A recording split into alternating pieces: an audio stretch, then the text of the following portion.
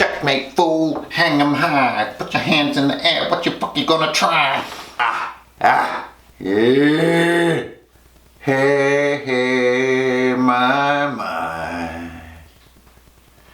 D&D will never die. Hey, it's video time. See that strange inhuman glass eye staring at me, judging me. Ooh. What the hell's going on? Well, it's another video. Greetings, programs. Welcome back to Drunken's and Dragons for another riveting episode of how to play D&D just a little bit more better than you used to. At least that's the goal. That's my goal. And you know, this is a fucking life journey here. This isn't like, maybe I'll be able to wash my car a little better than next time. No, that's pretty easy. This shit takes decades. So, whoa! Welcome back. Good to have you guys. We are going to talk about some heavy shit. And I want to invite you in. I want to bring you into my personal mind space. And together, mind space. We're going to mind space. Wet this whistle because the Human Torch was denied a bank loan, so we got to pull out a little liquor. Because the Human Torch, as we all know, is a tortured soul. Got some Viking goodness mead here, which is hop-infused honey mead, naturally. And I've got my wonderful horn mug here. It's made out of a horn. It's made out of a fucking horn. So I'm gonna put some of this stuff in here. Now this stuff will put hair on the bottoms of your feet. I just put the old King of Beers in here. Wait, that's Budweiser. You know. Oh, hey guys, I didn't notice you there. That's some kind of a bizarre segue between them. Whoo, yeah, so now that is a mug of beer. Ooh, Lord. Oh, God. It tastes like a hoof dipped in lava in Colorado. Hey guys, welcome back to the channel. Good to have you. All kinds of crazy shit been happening in the last couple weeks, as is usual, part of my intro sequence. We do the mantra-like intro, and then I tell you how crazy things are and how many messages are happening. It's all very repetitive and very boring.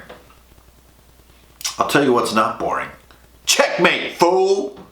Hang 'em high! Put your hands in the air. What the fuck you gonna try? Checkmate. Why is checkmate on my mind? I'll tell you what, I set out to make a fantastic and enlightening video about how to deal with high-level gameplay, right? I mean, whoa, this is what happens. You're successful as a beginner DM, so let's pretend that's real for a moment, because I don't know about you guys, but I was just terrible as a beginning DM. But I learned in time. But let's just say the beginning of the campaign was awesome, which is like never happens to me, because I'm terrible at things. But you did great in the beginning. Everybody was hooked. And then you're playing D&D. You're playing every damn week. Man, on some weeks it's so dope you're playing twice a week because you live in the dorm like a crazy person. You're watching Star Trek Next Generation. You're playing Warcraft. Like, not World of Warcraft. I'm talking Worldcraft. I'm talking... Okay, you live in the dorm. Whew.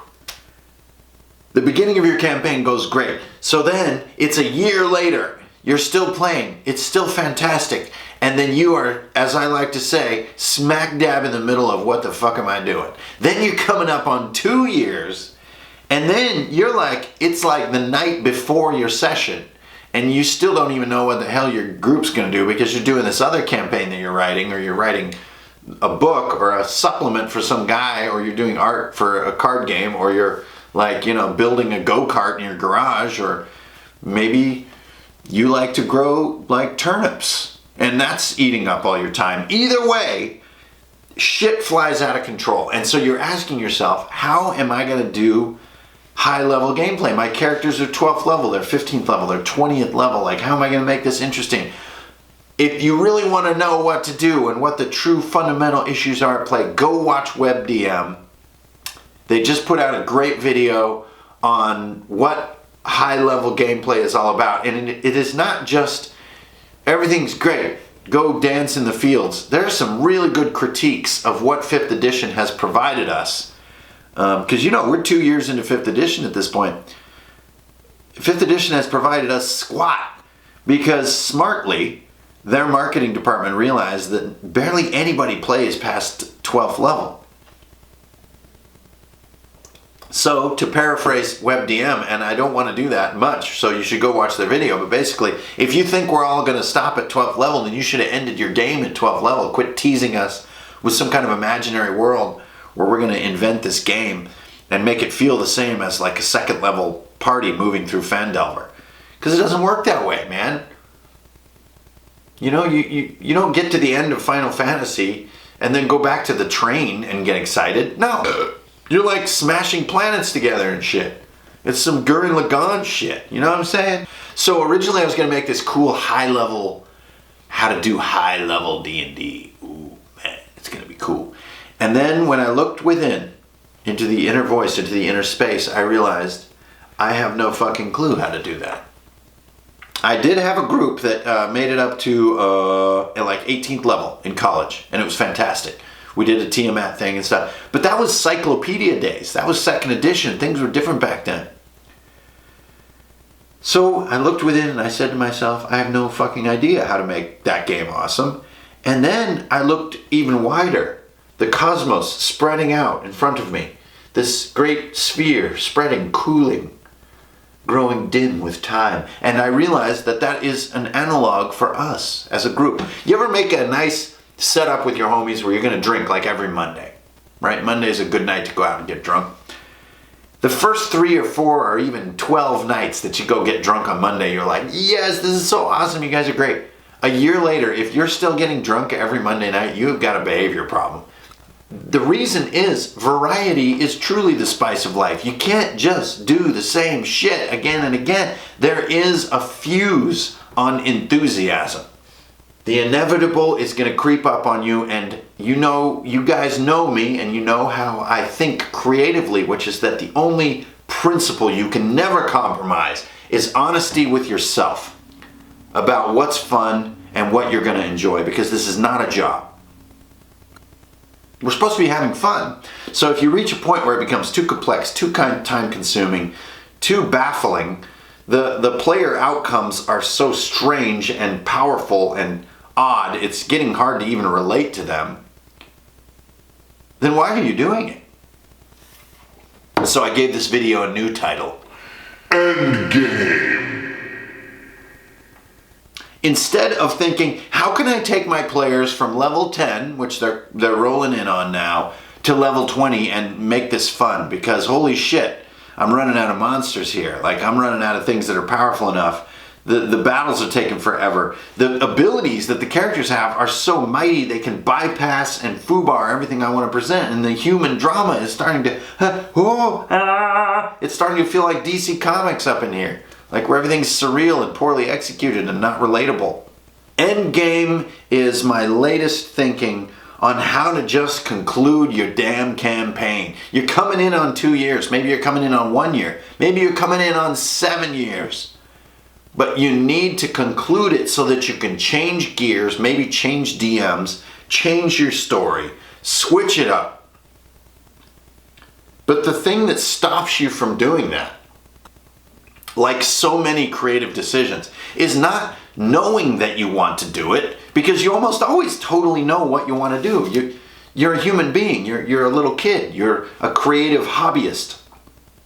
You always have wacky urges to do new things. But the thing stopping you is how. How will I do it?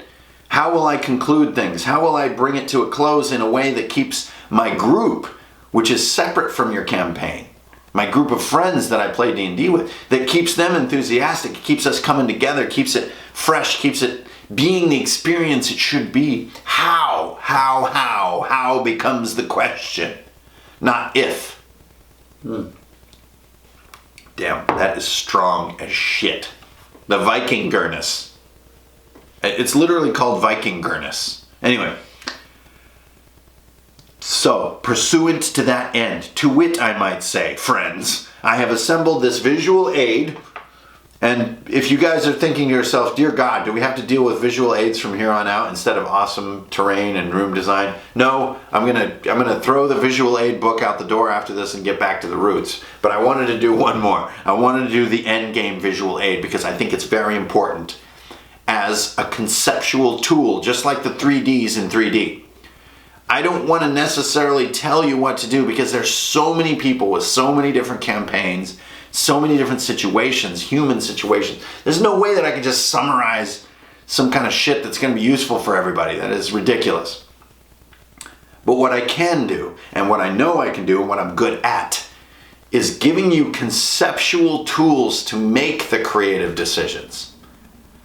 Just giving yourself a smaller box to work in can help you make that leap of doing a thing that you know needs to be done, but you don't know how to do it. Okay, there's the intro.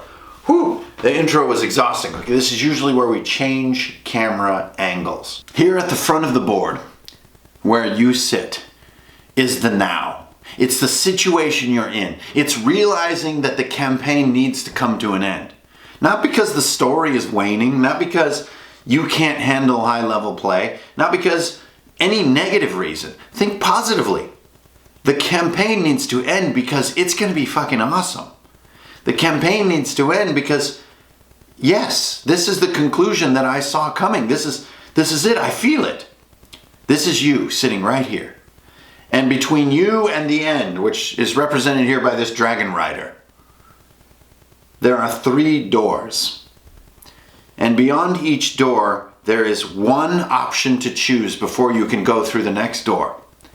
And I want you to go through this mental exercise with me. And it's a simple enough exercise. You're making binary choices that you need to add detail to later. And making binary choices is a handy creative tool because it can be very easy to plumb your instincts. So what you're going to do is plumb your instincts at each doorway and reach the end. And then we're going to worry about explaining it. A lot like the 3Ds. So if you haven't watched the 3Ds video, go watch that. You'll have a great time. It's going to be awesome. It's very simpler. Very simpler. I'm sorry, that I have to be forced to drink after a fun. Nothing quite like drinking out of a giant hoof. All right. What are you looking at here? Wow. You're probably wondering why this whole time the front card has said anonymity. You're probably wondering what the hell I'm talking about in general. Let's go through the first door and start to plumb these instincts about how you think your campaign should end. Because that's what we're talking about here. So let's just put all the sentimental feelings behind, because this isn't the end of D&D. This isn't the end of your group. This is the end of your campaign. That means the gateway to a whole new realm of creativity. You're going to wrap this sucker up. All right? Endgame. Checkmate, fool.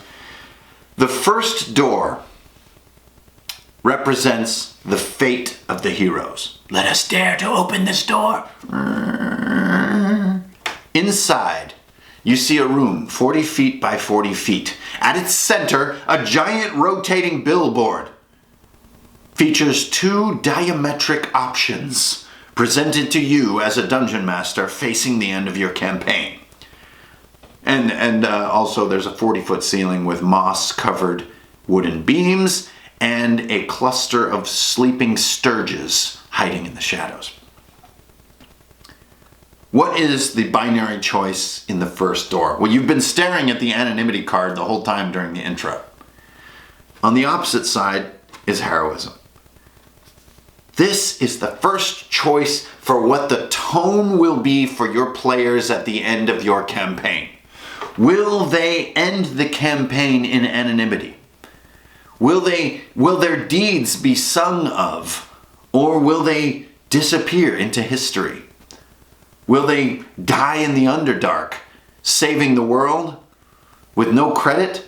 Or will they walk in a grand parade down the street of a huge castle, or the biggest city in your world of Shard, or of the city of towers from Eberron, or frickin' Greyhawk, with banners flying and flowers drifting down from the towers? Or will they die in the terrible undead embrace of the Umber Hulk horrors that Moloch used as his final guard? Will they be known? Will they be annihilated? Or will they rise? Will they take credit for it? This is your first choice. I can't answer this for you. Both make tremendous and wonderful endings. On the anonymity side, the end of a campaign that finds anonymity is very good for a poetic group. If your group of players has a sense of poetry and a sense of fellowship with each other that's very sort of meaningful and deep and furrowed and serious, then to gain great power, to save the world multiple times, and then for no one to know it, is one of the most poignant moments in your whole campaign. And it's easy to deliver as the Dungeon Master, the way that you deliver this, because you don't have to finish out the story. They basically disappear into the wilderness and so forth. And that's very easy to execute as a narrator. Now, on the flip side, heroism. Do they end the campaign being the heroes of the realm? Did they save everyone, claim credit for it, rise to power, be given knighthood or lordship or even kingship for their deeds? You probably know, watching this video right now, what your answer is for your particular campaign already. You know it deep down, what it needs to be. And these are diametric choices. And make sure that if you choose anonymity, you choose it with potency. And this is kind of like the cast of The Walking Dead. If they're victorious at the end of their strange and repetitive and honestly super dumb campaign where they seem to not learn from their mistakes, they will be victorious with anonymity. There is no heroism in the Walking Dead world. But you can still be victorious for your little group of friends. But if the heroes of The Walking Dead, for example, were to be heroic, they would rebuild human society. They would form a new core of establishment and peace and defense and safety, and again would rise the times of man. Behind this strange binary billboard in the first room lies another door. And being an intrepid dungeon master, you dare to open this door. Behind it, another 40-foot by 40-foot room with Sturgis in the corner and a weird beam on the ceiling, and in it a rotating billboard with binary choices. This is the second choice you must make, and it is an extension of the first choice, as they're both going to be. Do your players find in their conclusion of the campaign ascension, or do they find decimation? This is a choice that often can be left to the players. But for a real ending to a campaign is offered by the storyteller, not the players. And so I want to help you wander through these choices, because I bet already just with me flipping the card, you probably already know what you want to choose. And go with that. Write it down. Don't question it. Go with it. Ascension. Ascension is basically what most players expect. This is Aragorn rising to be king of Gondor. This is Frodo riding back to the Shire, and he has cool gear and a shield and stuff. Ascension is high-level characters and players achieving dominion over the world. And it is the most commonly perceived version of high-level play in D&D. Decimation, as you all well know, is the dire opposite.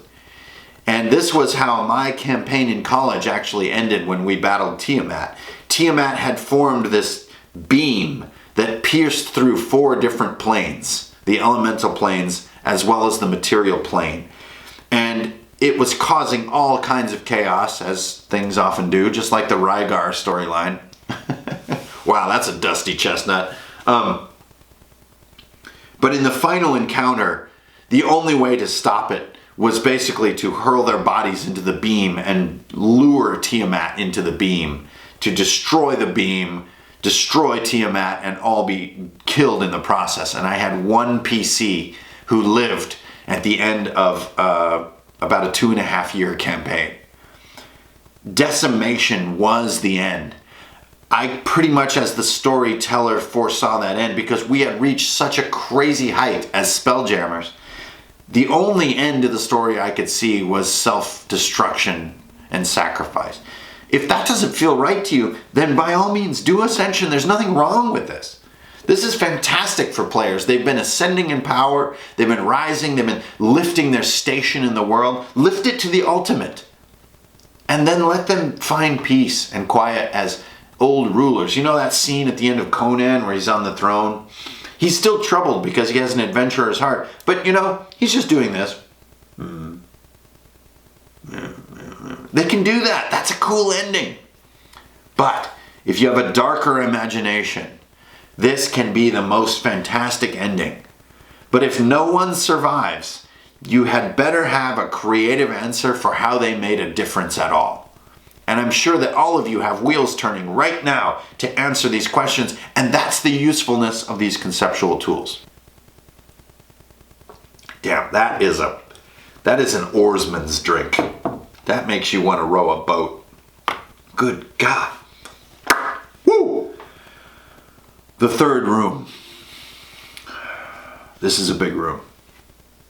You open the door, being an intrepid DM. Behind the door you find 100-foot square chamber. Strange crenellations and grottos carved in on the walls, and a weird red stone adorned in golden paint. At its center, a dragon rider of old, one of Kieran's folk, sit atop a stone dais. But between you and that great achievement lies this strange binary billboard. The first side of the billboard is probably the easier path to choose to end your campaign. That is the path of conclusion. Right? Well, Hanker and Fernell, dude, I thought this whole goddamn time you're talking about conclusion. Why does this have to be on the card? Conclusion means it's over, you guys. I'm totally done DMing. Somebody else needs to DM. Maybe we're going to change members of this group, but I need a break. And this is not a bad thing to say. All you need is the fundamental principle of creativity, which is honesty. Just be like, I'm done. And so is this story. Thank you. Thank you for coming. It's been good to have you. We all know great moments of conclusion in our lifetime creatively, which is creatives who will come forward and say, that's it. That's all I had. A great example is like, why didn't they end Lord of the Rings after the first 3 movies? Why did they have to make the extra movies? You were thinking to yourself, wouldn't a conclusion have been a better answer? Why did you have to go back and do that? It didn't feel the same. It wasn't as exciting, right? Tron. Why did there have to be a sequel to Tron? Well, the conclusion was complete. There was nothing more to say. Why did they have to go and oh, now it's high-tech Tron? There's a million examples of these things. And I provide them as negative examples. Knowing when to conclude is a great part of creative execution and honesty. And the minute, just like Kurt Vonnegut says, the minute that you know something, you need to reveal it to your reader. Don't hold out. So as a dungeon master, the minute you know it needs to end it. That's your responsibility. Have the courage to do it. Don't dwindle. Don't linger. What's on the other side of this card? The Cascade. A brilliant alliteration. Ha! Why is the word cascade written in the third room? When you cascade the end of a campaign, you are telling your players the story isn't over, but these characters are. And this is a classic mechanic or a trope or tool used by old school RPGs. You know, back in the first edition days, and it's definitely part of the DCC mindset. Gladly let your players either die or achieve total ascension and move on to other players, because creating new characters is a huge part of the fun of the game. It's not just a matter of hoarding power and items. Creating characters is really fun. So don't feel bad about ending your campaign and saying, hey guys, let's take 3 months off and go be mundane, and then we're going to roll new characters. That is leadership. That is honesty. And it's going to make D&D more fun. Cascading means the story that we played like in the last 2 years, it's not over.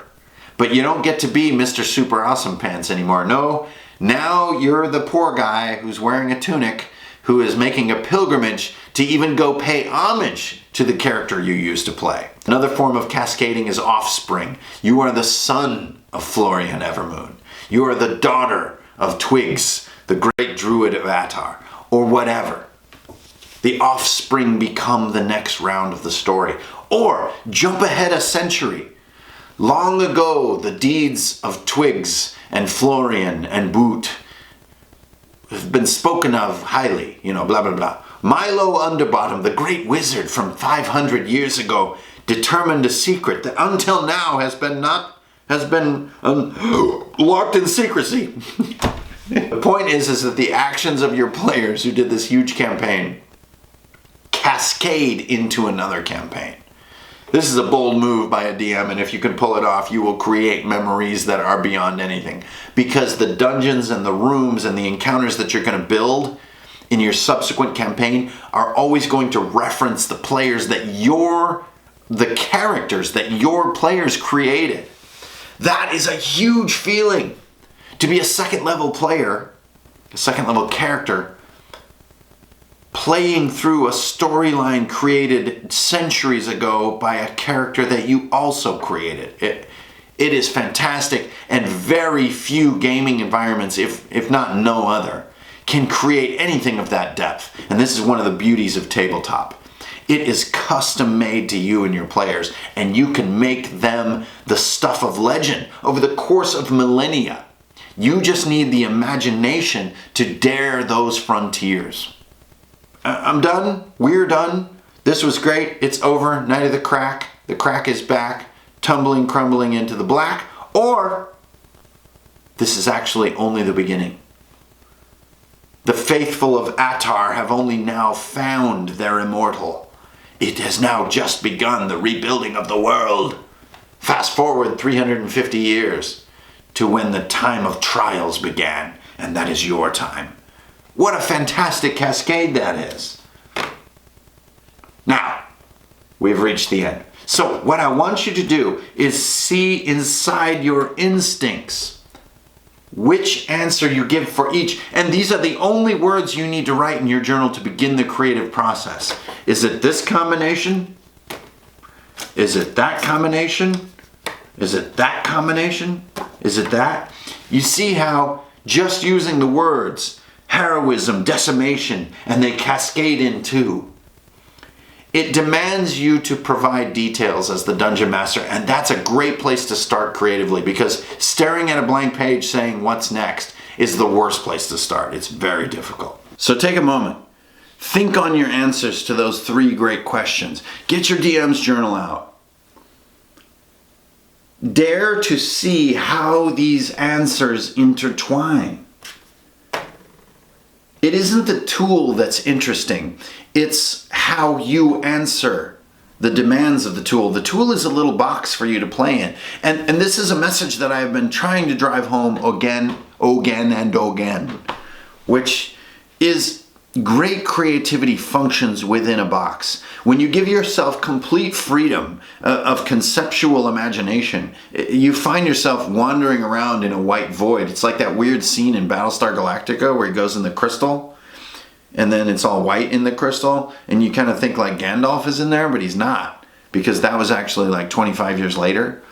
But since we live in a postmodern world, you're like, whoa, that's the same place where Gandalf woke up. That's not a cool place to be. That's a difficult place. You need grounding, you need limits, you need a box. And when you're forced with especially binary choices, they're a fantastic way of flicking you upside the head creatively and going, oh, well, I know that it's going to be a conclusion. I just needed to figure out, what it is, what the terms are, what the description is, and how it fits my characters. But facing these decisions openly, that is the road to great creativity. And that's what I want you guys not only to feel, but to do, to execute, to feel this sensation of using creative tools to effect. You're not just looking for a good time, because you're the dungeon master. If you're looking for a good time, you would have joined a group as a player. Or you'd just be reading Dragonlance for the 14th time. As a dungeon master, you're an aspirant. You're always reaching for some kind of newer experience, some kind of new level of insane thrill. You're always trying to push the envelope. Because let's face it, a night of D&D, when you're doing it, seems pretty normal, right? You're just kind of drinking beers and you're just playing, throwing some dice and playing, right? But when you look back over the course of years, there are countless gaming experiences which have nowhere near the memorability. Why is that? Why do we always think back that the true root of gaming is D&D? Why is this resurgence happening right now? Where people are fascinated with D&D like it's somehow their freaking ninth gate into nerddom. Which it totally isn't, by the way. It's been mythified in that way. Why is that?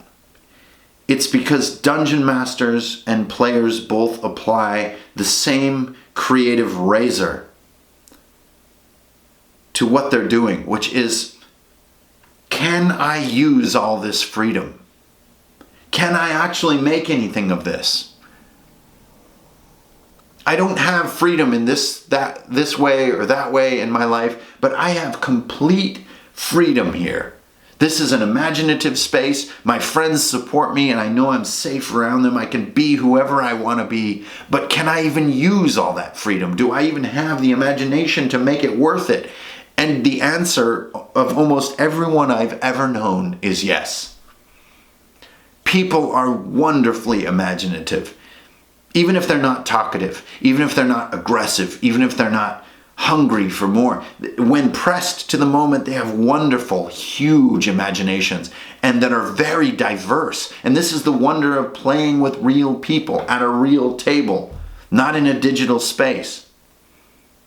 You will discover that our variety as a species is what makes this so freaking great. And this is the exact same exercise that philosophers, writers, scientists, storytellers, spear hunters have been doing. For 50,000 years, we've been doing it in exactly the same way. And before that, back another 350, but with less words. That's what I want you to do. I want you to see the context of it. I want you to take it seriously. I want you to plumb creative depths. You have a ton of other things to do. Get them done. But when you go into this, use conceptual tools. Use thinking as a muscle. Work it. There's a great saying by Arnold Schwarzenegger that people go to the gym and look bored and get no results. And it's the same with tabletop. You must put your mind in the muscle. You have to want it. And I hope that my creative tools will help you. It'll snap you upside the head to say, I have to choose? I mean, there are more choices than ascension and decimation, right?